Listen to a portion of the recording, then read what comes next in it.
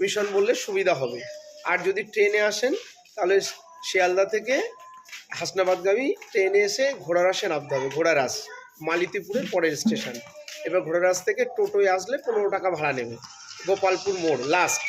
আর আশ্রম বললেও অনেকে এসে নামিয়ে দেয়, অনাথ আশ্রম। তো সবাইকে জানানো থাকলো, এটা এই আশ্রমের নামটা দেখে নিন এখানে, ঠিক আছে?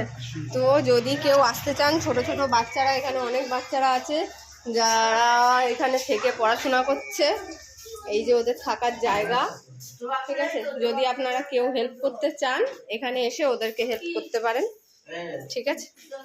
আমি আসি প্রত্যেক বছর এখানে, আমরা দুজন, আমার সাথে আরেকজন আছে আমার সখী, ঠিক আছে?